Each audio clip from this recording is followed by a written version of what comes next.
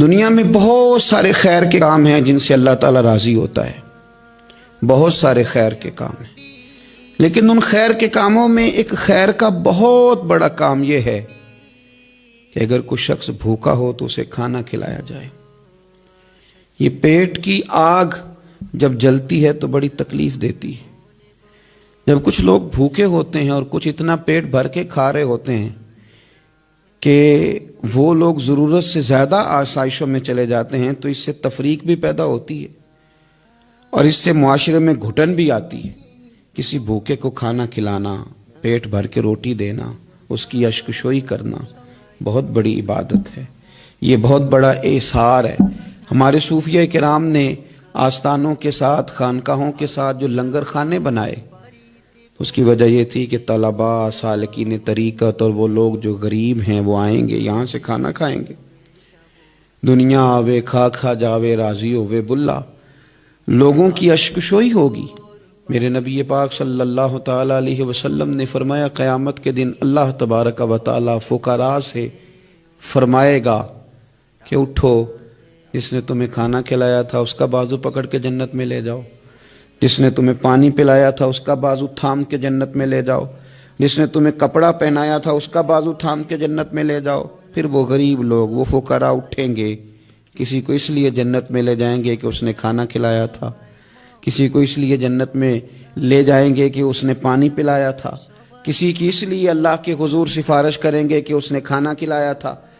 بھوکوں کو کھانا کھلانا اتنا بڑا عمل ہے کہ نبی کریم صلی اللہ تعالیٰ علیہ وسلم ارشاد فرماتے ہیں کہ جو بھوکے کو کھانا کھلائے گا اللہ اسے جنت کے پھل کھلائے گا، اللہ اسے جنت کے پھل کھلائے گا۔ یہی ہے ذوق عبادت کی انتہا ساغر، یہی ہے ذوق عبادت کی انتہا ساغر کہ غم حیات کے ماروں کا احترام کرو۔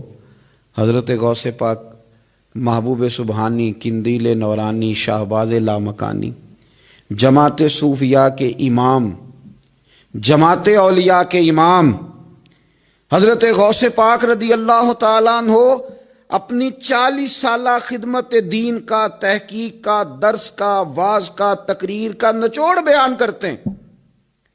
صوفیاء کو ماننے والے، عقیدت رکھنے والے، مرید ہونے والے، غوث پاک کی 11ویں دینے والے، ان کے نام کے تذکرے کرنے والے سنیں۔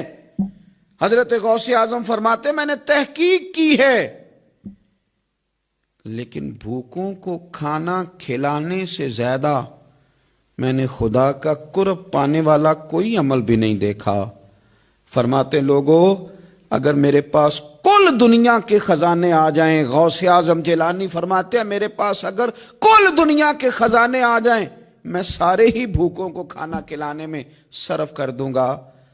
اگر پیران پیر کہتے ہیں کہ اٹھو بھوکوں کو کھانا کھلاؤ تو پھر وہ طریقت سے تعلق رکھنے والے، خانقاہیں بنانے والے، ان کا نام جپنے والے، منقبتیں لکھنے والے، ان کے تذکرے کرنے والے، ان کے آراس منعقد کرنے والے جس قدر زیادہ دنیا میں موجود ہیں، اگر وہ غوث پاک کی اس تحقیق پر عمل کرتے، وہ کہتے میں نے تحقیق کی ہے، بھوکوں کو کھانا کھلانے سے زیادہ اللہ کا قرب دینے والا کوئی عمل نہیں، تو پھر چاہیے تھا نا ان کے ماننے والے دنیا میں پھیل جاتے، ڈھونڈ ڈھونڈ کے بھوکوں کو کھانا کھلاتے، وہ اپنے پیر کی اس تحقیق پر عمل کرتے۔